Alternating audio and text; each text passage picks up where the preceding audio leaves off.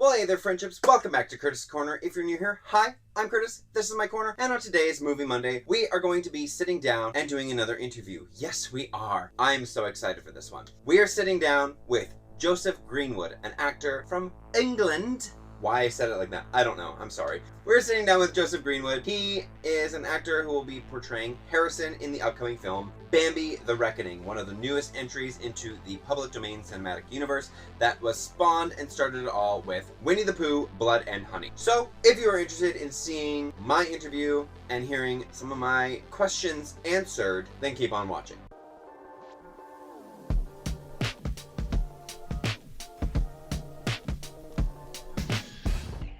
So like I said, we are going to be doing this interview. However, before we jump into that, please make sure you are liking this video. It helps me out so I know that you're seeing this content. Subscribe so I know you're coming back, and hit that notification bell so you're knowing when I'm posting my videos, because if you're not hitting that button, how else are you going to know? You won't, so you should probably do it. Furthermore, in the description box below, there is a link to my Patreon for only $1 a month. Yes, that's right. You heard me correctly. Only $1. You get not only full creative control of what kind of videos that I'm putting out for you, but you also get early access to my videos before they come out, and you get the raw, unedited footage. Yes, that is correct. Nothing fixed, nothing edited, everything just as it is. All the mistakes that I say, all of the random outbursts of anger when things don't go the way I want them to, all of that. The behind the scenes magic, if you will. You get to see all of that, again, all for $1. And times are getting tough. They're only getting tougher. If I could make it cheaper, I would, but I can't. Dollar is as cheap as I can get it. So please go to that link, subscribe to my Patreon, support me. I would really appreciate it. But without further ado, let's jump into the interview with Joseph Greenwood talking about the upcoming film, Bambi the Reckoning. Thank you for sitting down and taking the time out of your day to talk about your upcoming film. Thank you for having me. So, just kind of to start things off, are you able to introduce yourself to everyone and explain just kind of who you are, how you kind of became one in this industry, and any other kind of fun facts about yourself? So, hello, my name is Joseph Greenwood. I live... Oh, it's one of those, like, how's best to describe where I live? Well, I live in a little town called Benfleet in Essex, in England. It's near, like, Southend-on-Sea, which most people know because it comes up as one of the cities when they do the weather. So people know where that is. But, yeah, so, I mean, about me, how I got into it. So, my mum, when I was younger, she was part of, like, an amateur theatre group called Basildon Operatic Society, BASOP. I'll give them a shout out. And yeah, well, I mean, I've always been told by my mum that I've always been a bit, I don't know, musical. Apparently as a kid, I would sing in my cot when they sort of left me to my own things. Yeah, then when I was about, I think I was about 8, they had a show coming up and they needed some kids to be in it. And so naturally, being her son, I was asked. And so I went and I did it. And that was the first show that I ever did. It was a production of Carousel. And yeah, so I did that. And that was sort of, yeah, that gave me that, like, wow, I love being on a stage and getting to perform. And yeah, I knew that I wanted to keep doing it. And that was obviously before I even thought of it ever being like a possible career. Nice. Awesome. So before we jump into like the real, I guess, grit of the questions, we're going to go and start off with some kind of fun, just kind of get juices flowing, everyone comfortable, so on and so forth. So my first question is, if you could live in any film or television universe for a week, which would it be? That's a really good question. I think that Ferris Bueller's Day Off would be a really fun one. I really like the whole like 80s nostalgia, like coming of age sort of like film vibe. And I think that the characters in that film are really good as well. Like, I mean, it's one of my favorite films like ever. I think it's one of the only films I've got 5-starred on Letterboxd. I think it's one of those things, like, especially growing up in the UK, I mean, obviously you're American, so you'll have a totally different viewpoint on this. Growing Actually, up in I'm the Canadian, so even further. Sorry, that's a bad mistake to make. Okay, I mean, you're closer to having gone to school in America than I. Yeah, I don't know. I feel like there's something about like those sorts of films. They just like romanticize the whole idea of like growing up in America. And I remember as a kid watching those films, I was always like, oh, I really missed out. Like, why couldn't I have gone to school in America? I mean, I'm sure they probably, again, they make it out as if it's better than it probably actually is. Yeah. But yeah, I think just to yeah, sort of, I don't know, kick about with all of those characters and sort of just be their mate for a bit and go to school in America. I think that would be cool, just to try it for a week. Yeah. I mean, yeah, that's fair. I honestly, I don't even know where I would go. Honestly, probably like HALLOWEENTOWN. Because Yeah, no, I think that's a good choice. Halloween, everything has always just been my life, so Yeah. anything spooky, anything scary, give it to me.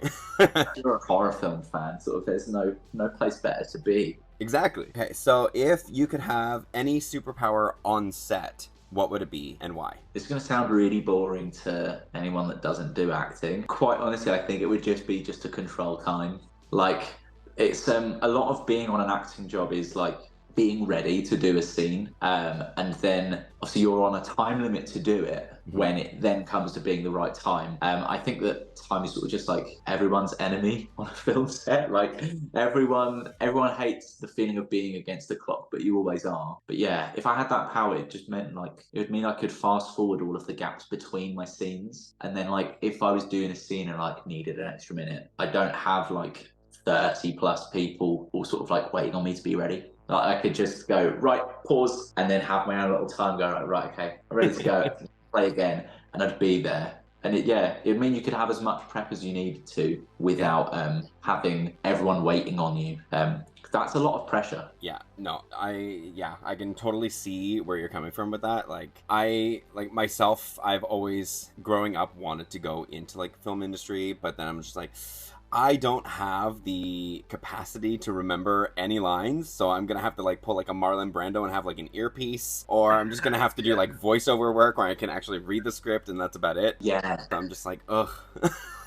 I mean, yeah, going off piste here a little bit. I mean, it's one of the things that I find it's a little bit of a sort of safety blanket doing film as opposed to like doing theatre. Because obviously with film, you can just prepare a scene and you can do all the work on that scene, and all you have to remember are, let's say, even if it's like a decent sized scene, you're probably looking like 20 lines or just 20 like bits of speech in the conversation. And then you can do that one, bin it, look at the next one. Obviously having all of it sort of semi-prepared before, but yeah, that as opposed to like doing a play where you have everything has to be in your head, because if not only because if you mess up, you've got like a lot more people in the room than if you just like mess it up on a film set. It's yeah, it allows you to do like more in-depth work on a smaller scale than like having everything ready at the same time. At least I think so anyway. Yeah, I mean, totally. I feel like that answer right there, just kind of anyone who would be watching this who wants to kind of get into the film industry, probably gave them a little more clarity or ease about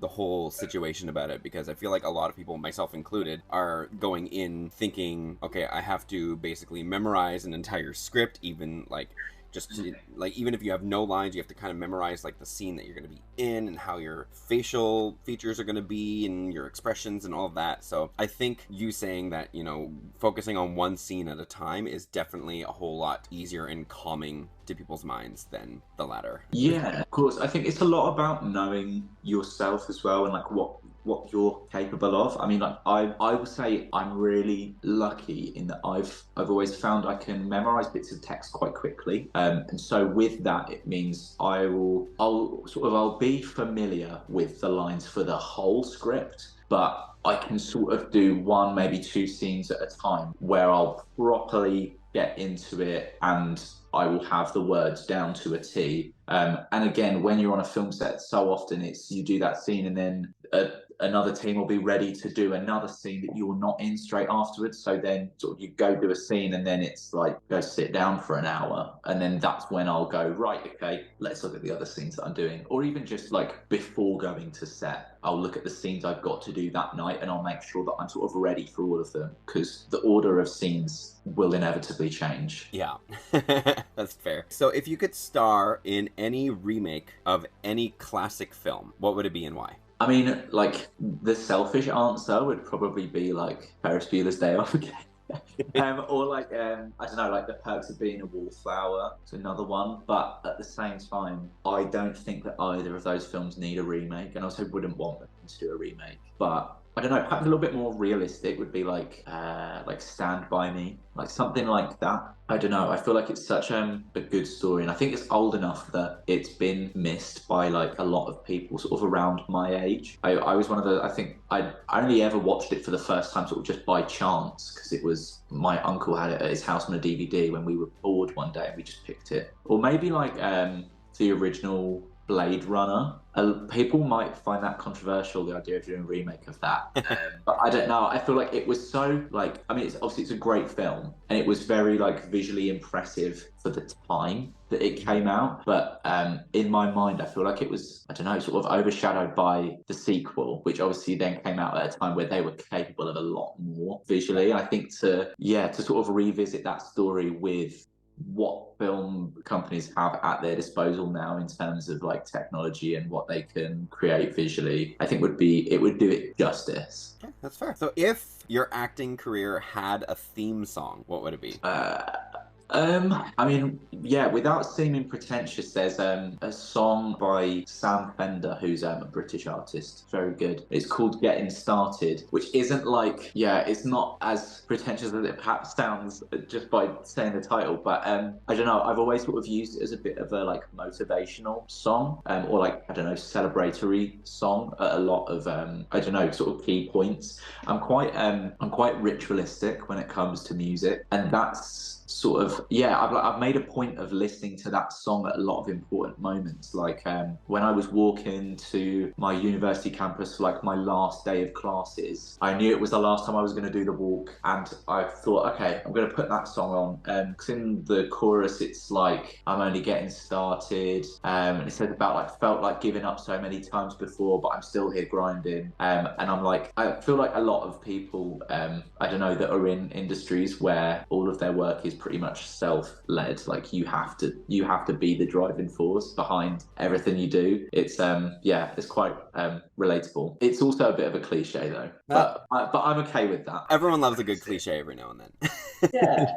And then the final warm-up question before we jump into everything is there any actor or director, past or present, that you would love to collaborate with? Ooh, okay. I'm not gonna go with a normal one.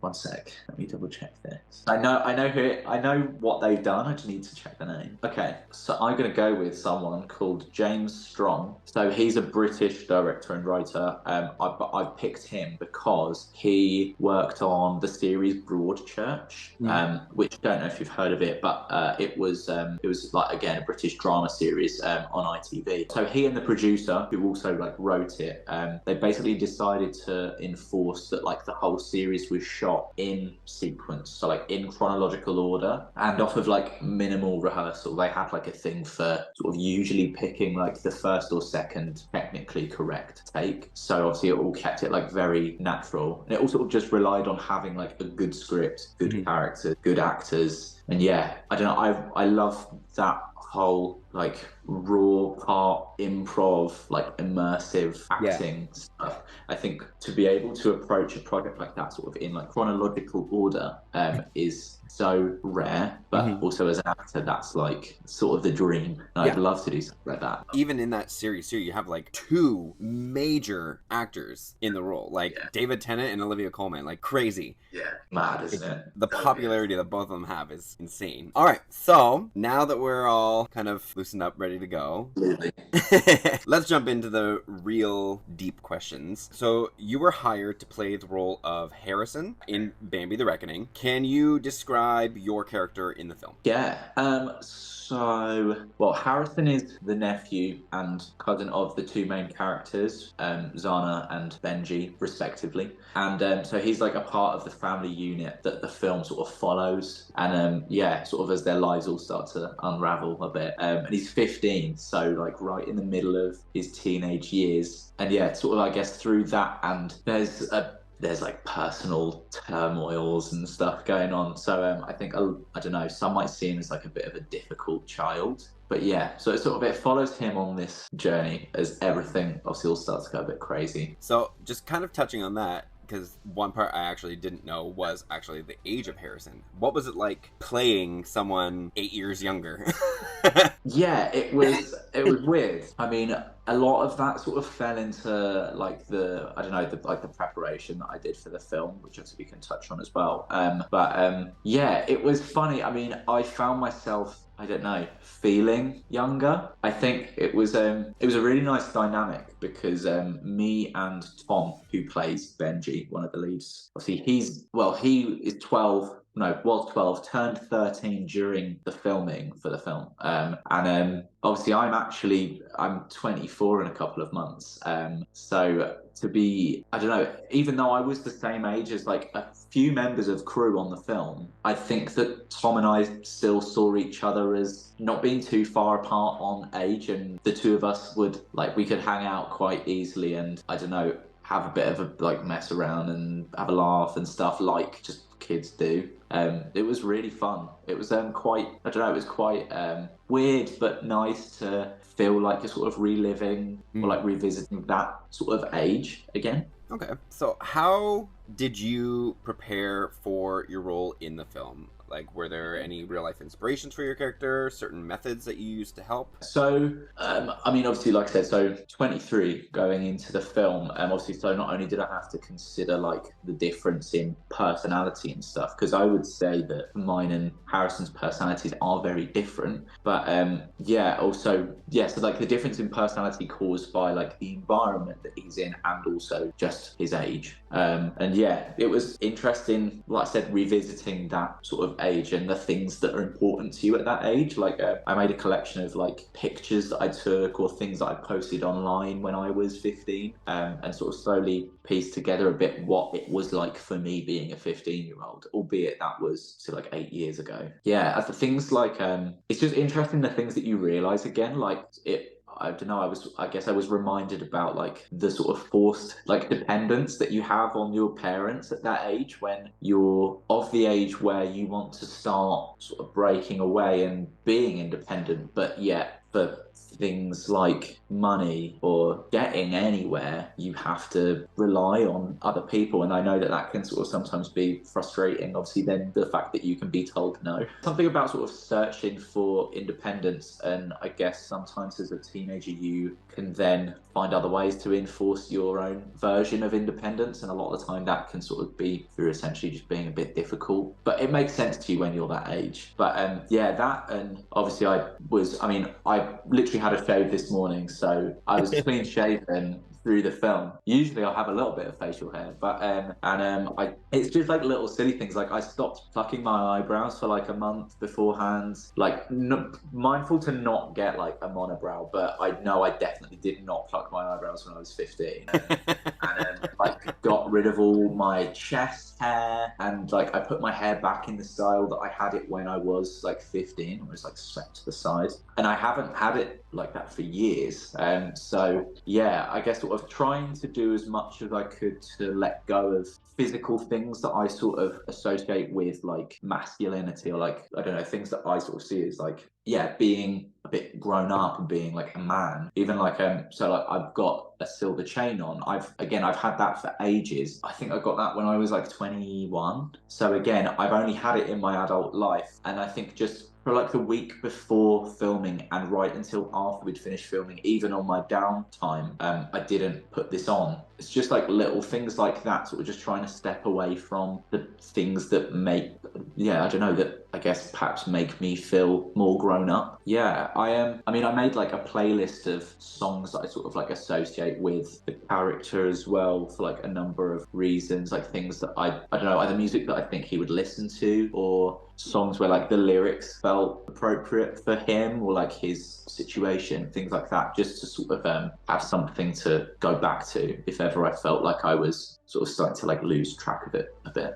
Okay, that's cool. So then how was the role different from like other projects that you've worked on before? Yeah, I mean, obviously age of course was a big thing, but so was he had like, the character has a bit of a sense of sort of like cynicism about him, and that's quite new for me. I mean, until like recently I had a track record of always playing sort of like the socially awkward, usually teen characters, but usually sort of like later teens, and yeah, sort of somewhat like reserved characters. But it was quite refreshing to make that change. I feel like he's got a very, well, almost a non-existent sort of social filter. So it meant that really you could sort of get away with a lot of things with the character that you perhaps couldn't with other characters, because it wouldn't make sense because they'd feel awkward about doing this, or I don't know, they'd have to be a bit too careful. But someone who was a little bit rougher around the edges, like Harrison, it was it was fun to play with. Yeah, I mean, that's actually really interesting to just kind of hear about, because normally when you're getting a role for, or having someone play a role that is around that age, it's going to be one of two ways. It's either going to be like the goody-goody who's going to follow every single rule and doesn't like to talk to anyone or step out of line, or you have the one where it's like teen angst all the way. They're just wanting to do their own thing, make their own rules. You can't tell me what to do, mom, stuff like that. So it's kind of fun that you kind of got to really play around with the character a lot.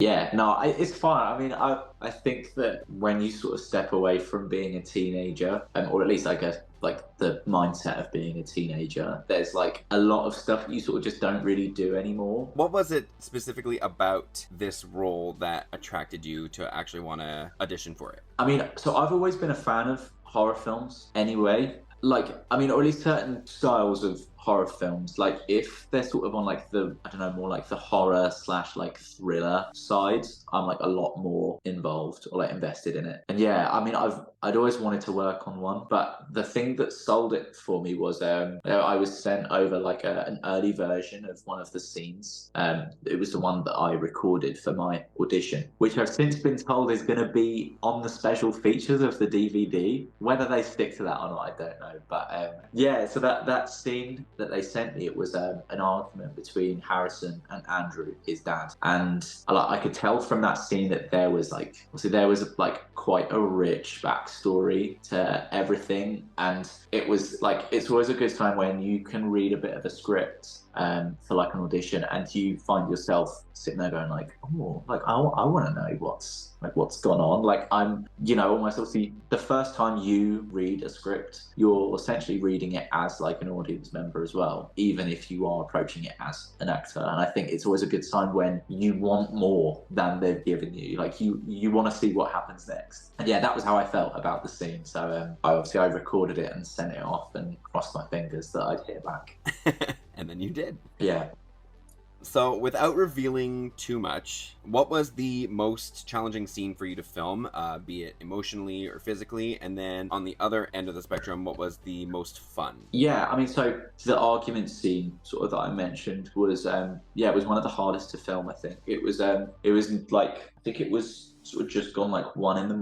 when we filmed it, because we were sort of exclusively night shoots really for this film. And it was like -2 degrees Celsius. Yep. We're the same. And I didn't want to like mentally take myself out of the scene between takes. And so I refused a lot of the like coats and hot water bottles that I was being offered. Not out of wanting to be a martyr, just it's one of those things when you sort of then go back to, oh, can we make you a hot drink, can we get you a coat or whatever, it's like you're answering that question as you again. And sometimes when you're doing a scene like that and there's so much that's happening outside of the scene around you, it can be a little bit fragile, that sort of holding that feeling. So I just did a lot of running up and down on the spot. I did that for a lot of the film. As soon as I called cut, I'd find a little spot that was out of the way and just carry on running up and down, just keep the blood pumping. But it sort of meant I didn't have to break out of things to talk to people. Sometimes it's all sort of just dependent on the scenario and what scene it is and where you are and all of that. That was the hardest, I would say. It's very like emotionally intense as well. I think just holding on to that for as many takes as we did it for can be tricky. I'm happy with how it all went. I can only hope it shows that way in the film. But and then, I mean, one of them, the most fun one would be, we were filming a bunch of like the interior scenes in the camper van, which I know has been sort of spoken about a lot on Instagram and stuff. People have sort of picked up on that. But yeah, so we filmed some bits in a camper van while it's meant to be moving. And so we had like a full sort of green screen surround on this camper van, and it was being like actually rocked constantly, and filming bits, you know, where some of us are stood up and things are happening while it's driving along, and it all sort of just got more and more amped up. And we had like props flying around.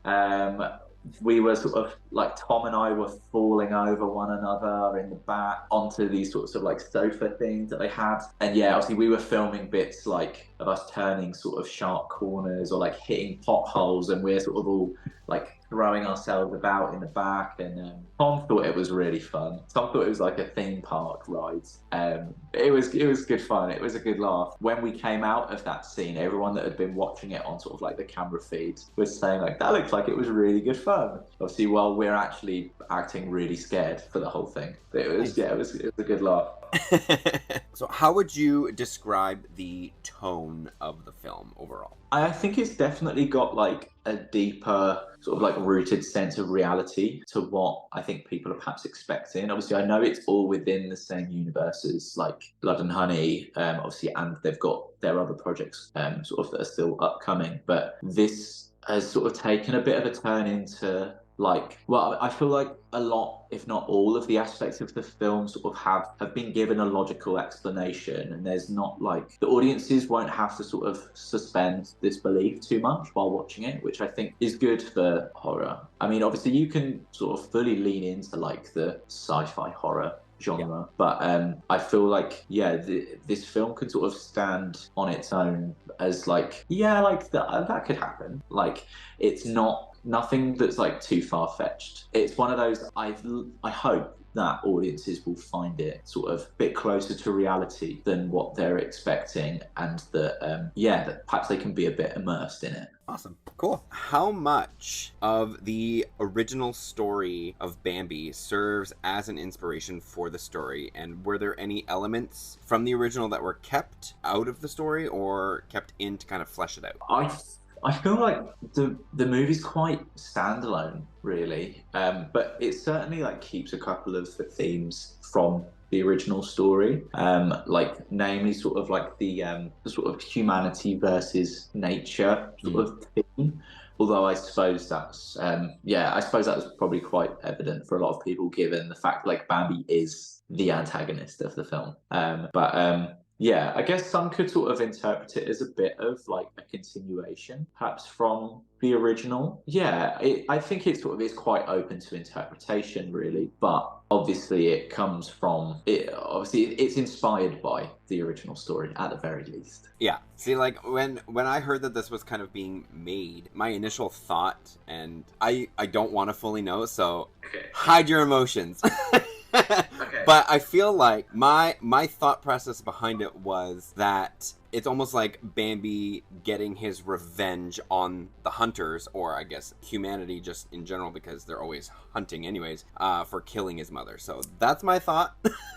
Whether it ends up being true or not, we shall see. I mean, it's sort of, like I said, it is all sort of quite open to interpretation, really. Yeah, I'm looking forward to being able to see it. I'm very much looking forward to seeing it. So, like, I mean, like, Blood and Honey was not anything, like, super special, but the fact that what they did on such a small budget was... It literally goes into the territory of it's so bad that it's good. Whether or not you like kind of that kind of stuff, I do. I'm looking forward to Blood and Honey 2. I'm looking forward to Bambi. I'm looking forward to all the other projects that are to come. That's it. I think it's so important for people to remember what they were working with when they made that first one. I mean, and honestly, to have generated such, like, I don't know, it's got this sort of sudden cult following in a lot of places, which is is great. But yeah, I mean, I've seen bits of Blood and Honey 2, and I think a lot of people are gonna be really pleasantly surprised. I think that obviously this is sort of the first time that they've been able to make something with sort of the budget that, or at least closer to the budget that they were wanting. And I think that this sort of could sort of serve to cement their place in this industry as like, this is what we can do when we've got the tools that we wanted in the first place, basically, to make something, or to make what we want to make. Going to the premiere for that one early in March, Nice. which will be very interesting. Yeah, I mean, it'll be my first premiere, so I'm and obviously then we'll have ours at some point in the near future. So yeah, no, I'm looking forward to being able to sit there at the premiere as an audience member as well and get to watch it all start to finish. Yeah, I think people have got a lot to be excited about. Yeah. I mean, like that's always been like one major dream of mine too, is to be like able to go to a premiere for the first time ever and just, you know, Mine too. walk the red carpet and be super socially awkward about everything. Yeah, I don't know what to expect from it. I don't know if people are gonna want to talk to me about Bambi. I'll sort of have to prepare myself for anything, but I'll also prepare myself to just beeline straight across the red carpet and into the cinema. Not even pausing for a picture to be like, nope, see ya. Bye. So I assume with the inspiration behind Bambi's design being the Jotun from The Ritual, there's probably most likely going to be some CGI elements to kind of create this character, make it move, so on and so forth. When you had to interact with Bambi, was it like anything practical that you were able to interact with, or was it just be like, here's how you should react, here's where you need to look, and it's just like a tennis ball? Yeah, I mean, for a start, The Ritual, such a good film. I mean, I've liked that film for years, but it's always been one of those, like, no one really knows about it. Yeah. And so it was after I'd already signed on to the project that I saw that Dan spoke about that being some of his inspiration. And I was sat there and I was like, I know that film. I love that film. Yeah, I mean, I was really excited then to like get to see what it looked like. But yeah, we were having to do some hardcore pretending on the film. It was essentially full CGI. We got to see like the 3D sort of digital model of what Bambi looks like. I asked Dan that sort of before we filmed the first scene of mine on my first day on set, just so I knew what I was actually seeing. Oh, I mean, it looks fantastic. I'm so excited for people to get to see it. But we also had this sort of matte green Bambi-esque head that had been made. I think that might have been shown on Instagram at one point or another, or it might have been, perhaps there was a picture where they were holding it and it was censored out. I can't remember now, but it's the shape of that head doesn't look like the actual head of what Bambi will look like in the film. It's sort of just rough shape. But yes, that was used for some bits for eyeline, but more, or I guess really more so for like camera positioning. Usually when we as actors had to interact with it, we just had to do a lot of planning eye lines before we filmed. It meant that like some of the scenes we didn't keep the audio for, and that's all being, or like for some of the scenes the audio is all going to sort of be done in post now that they're working on it. We had Dan, the director, giving us audio cues like, now Bambi has seen you, and then obviously we have to use that as like your impetus to then do something. But that being said, it was nice having like something to actually like react off, even if it was literally just like Dan going like, boom, this has happened. Like it meant you didn't have to guess when things were happening, obviously, because you're not looking at anything. Yeah. It was new for me. It was interesting. I mean, if they were to release the film without CGI, it would look very interesting. I'm sure there'll be probably some little behind the scenes seeing the giant head. That's it. We've only got to hope that they CGI Bambi in as they said they would. They could totally switch it. They could put someone else in there. And then you're just reacting to like some tiny cute little creature. Yeah. With the film that started it all, Winnie the Pooh, Blood and Honey, they used quite a bit of practical effects. Would you say that Bambi the Reckoning has a lot of practical effects itself, or is it going to be mainly CGI? Or do you think it's like a kind of a good mixture of the two, like when it comes to like the gore and everything? I mean, the creative team were really good at finding sort of as many ways as possible to like make things actually happen in front of us on set. So yeah, we had some like excellent SFX makeup done during certain scenes. They used live explosives. We had even stuntmen for at least one sequence that I was there for, but I think they had it for a couple. Like, yeah, there were some practical effects that I found so exciting that I went along to set on a day or two that I wasn't actually scheduled to be there, just so that I could watch things happen. There was one particular sequence that I won't say about, but they were filming it the day before what was meant to be my first day on set. Mm-hmm. And I messaged Dan, the director, and I said, like, I hope it's not weird for me to say, but I've always wanted to see something like this happen on set, and please can I come along? And Dan said, of course you can come along. Also, I've always wanted to see something like this happen as well, so I get it. So I get it. It was nice to be sort of in an environment where everyone was sort of as excited about it as I was, or at least some people were. I think obviously for some people it's, you know, perhaps they've just been in it a bit longer, and it's not that it's less exciting, it's just, it's not totally new. But yeah, I mean, it was all new to me. Tom and I we would sort of, I don't know, gathering up as audience members to watch certain sequences happen, and yeah, it was fantastic. We are all anxiously looking forward to seeing how the whole entire universe, now dubbed the public domain cinematic universe, is going to connect with each film. So does Bambi the Reckoning stand on its own, or is it going to have, be it Easter eggs or something kind of near the end that's going to actually inevitably set up, whether it be like a Bambi 2 or Peter Pan's Neverland Nightmare and so on and so forth? Well, so I mean, I guess that's one question I can't even necessarily answer. So, I mean, all I know is we filmed the story of Bambi sort of from the very beginning, but whether they decide to do perhaps extra setup for that in Blood and Honey 2 is a mystery to me as well. So I'm gonna have to wait for the premiere to find that out for sure. But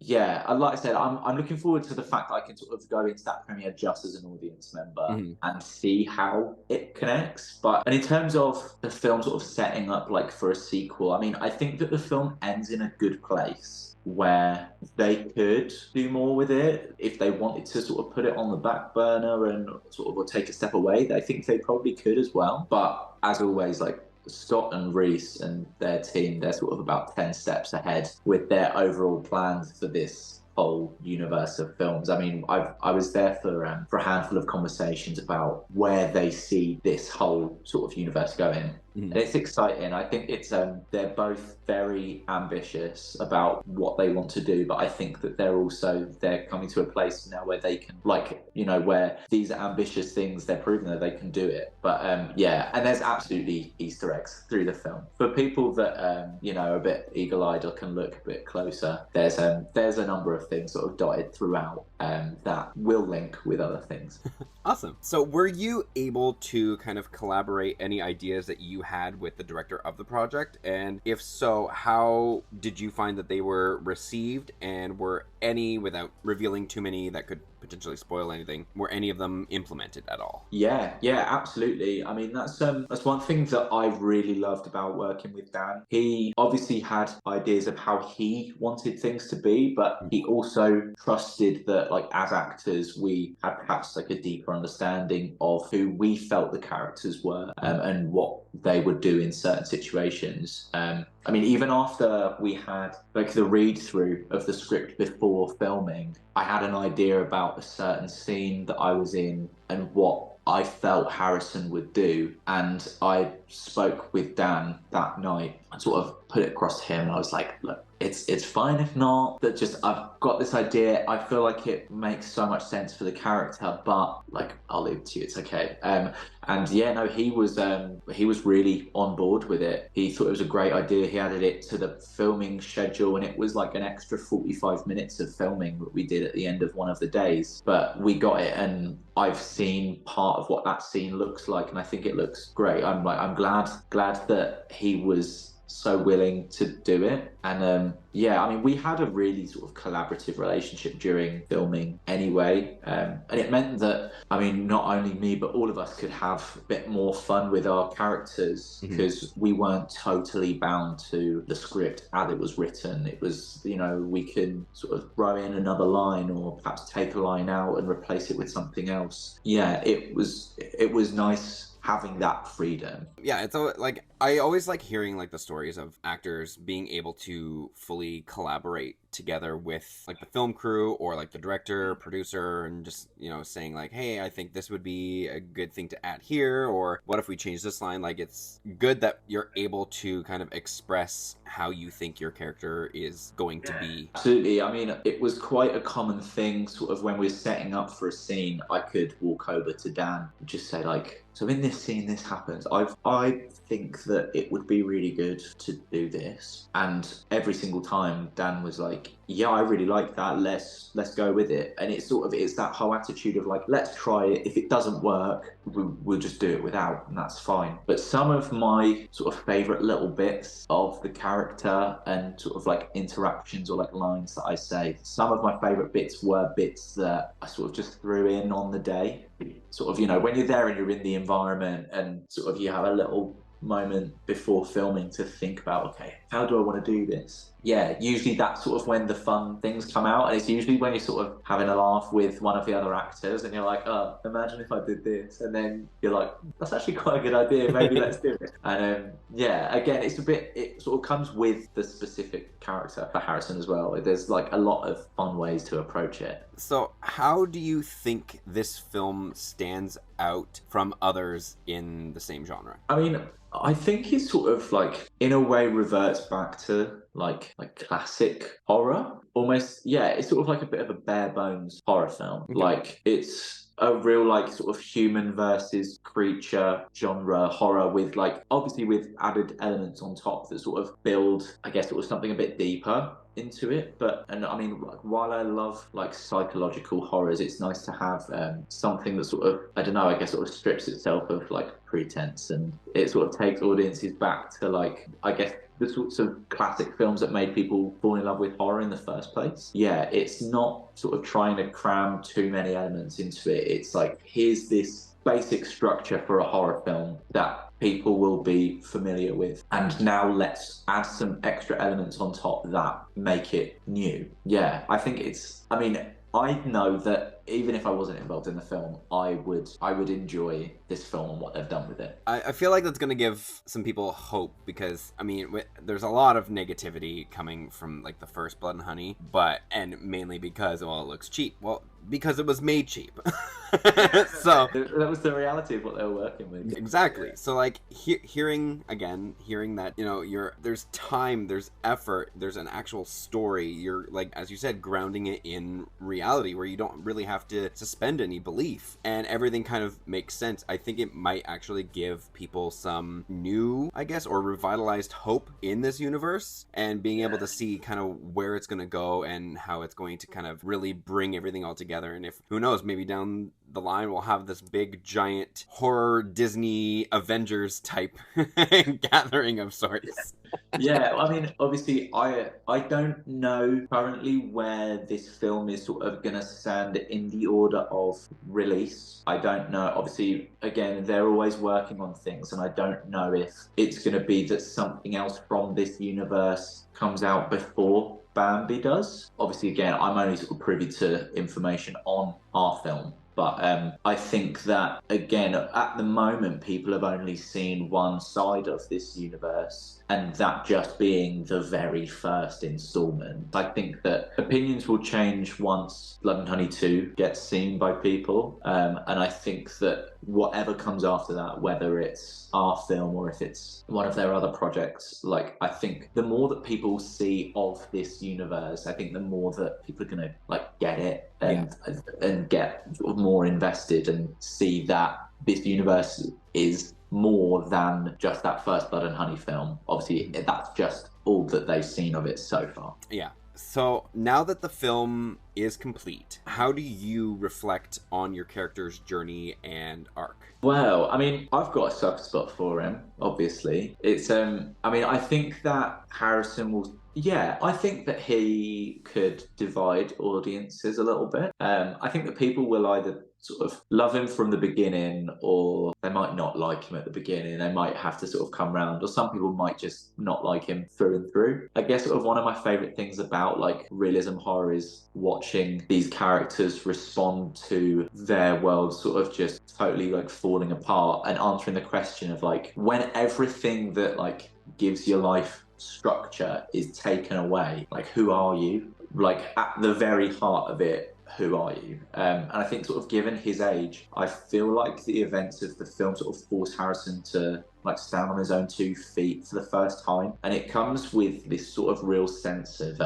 like loss of childhood. And that was a theme that Dan and I spoke about a lot for this character. But yeah, I think in my eyes, he has some real sort of redeeming moments that sort of pull him away from that like difficult teenager, which I think that people might first see him as. But yeah, it's funny when you work on a character, like you always have to rationalize everything that they do, because obviously because you're playing it, you can't just play something and go, I don't really know why he does that. You have to, it has to make sense for you in your head. And a lot of the time that means that you're sort of putting yourself in their head as well. And by the time you come away from the film, it's like almost a bit, oh, it's so cliche, but it's like a real person, and you're like, I know him, I know who he is, and I get him. It's one of those things you can walk away from it and you're like, I don't think anyone will like the character more than I do. Yeah. I've been in his head and I get him. Yeah. And it's then weird, obviously, that other people will then perceive him as a character, and they might think he's a tosser. They might not like him at all.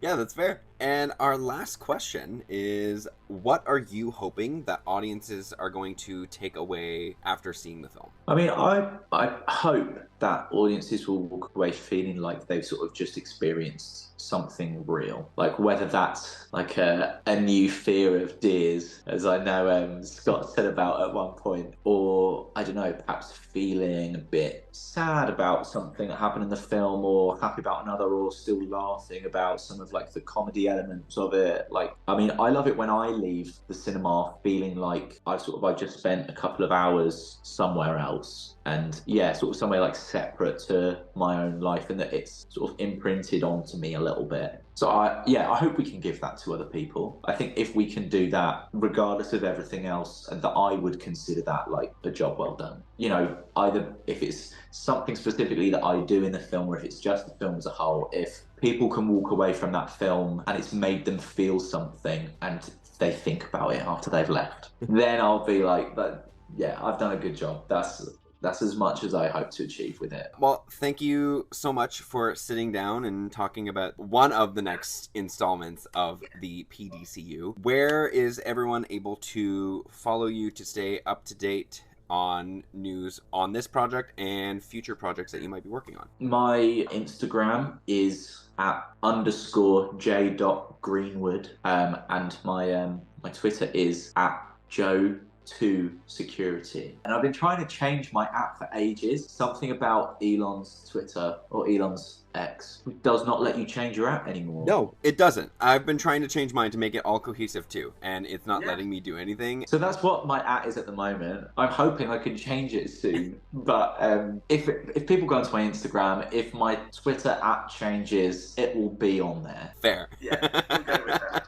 All right, well, thank you so much for having a chat and discussing the movie. No, thank you for having me. It's been really good. Yeah, anytime. And maybe we'll get together again sometime in the future after the film comes out and discuss some new questions and maybe get a better insight on the behind the scenes. Yeah, of course. Lovely. Well, thank you very much. Have a good one. You too. Thank you. So hopefully you enjoyed this video this week. If you did, please make sure you give it a like. Don't forget to subscribe to my channel for weekly videos and hit that notification bell so you know when I'm posting, because if you don't, how else are you going to know? You won't. So do it. I don't know about you. I am super excited for for this next entry in the universe that they are creating. The way Joseph talks about this film makes it sound so good, and I am very excited to see where they're going. I'm excited to see how this film plays into the past. I'm excited to see how it sets up anything in the future, possibly. So hopefully this interview kind of revitalized your potential hope in this universe, and I am looking forward to seeing not only more from this universe, but more from Joseph, because it seems pretty down to earth, pretty fun, and very easy to talk to. So again, I just want to thank Joseph for coming on and sitting down, having an interview with me. Really appreciate it, especially for only being my second interview. So thank you so much. But that is all for this video. I will see everyone on the next video, but until then, goodbye, friendships.